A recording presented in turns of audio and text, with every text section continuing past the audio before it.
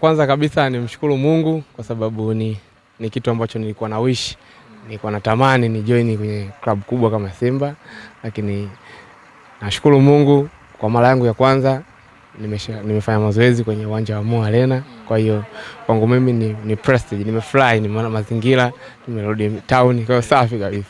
Wachezaji wenzako ambao wamekupokeaje?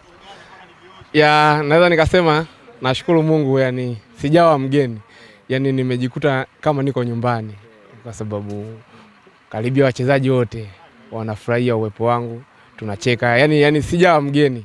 Kwa hiyo hicho ni kitu kikubwa sana ambacho nimenotice. Tizi siku ya kwanza umeanza kwa kushindana au kidogo watu leo siku ya kwanza ni taratibu?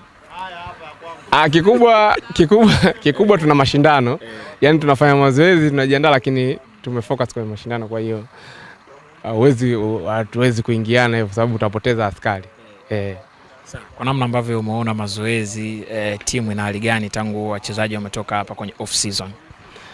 Naweza nikasema kuna utofauti kidogo na sehemu nyingine ambazo nimepita kwa sababu seriousness iliyopo, lakini watu ambao wanapushi, yani unaona kabisa kuna kitu watu wanatafuta.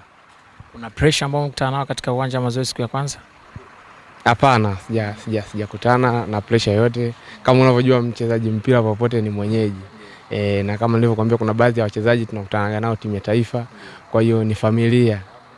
Kwa hiyo kwangu mimi naweza nikasema yani ni kama nyumbani, nimejikuta niko nyumbani yani. Kwa mashabiki wa Simba, kwa hiki ambacho umekiona leo na kile ambacho tutakiona mbele na zaidi, watarajie raha na furaha kutoka kwako.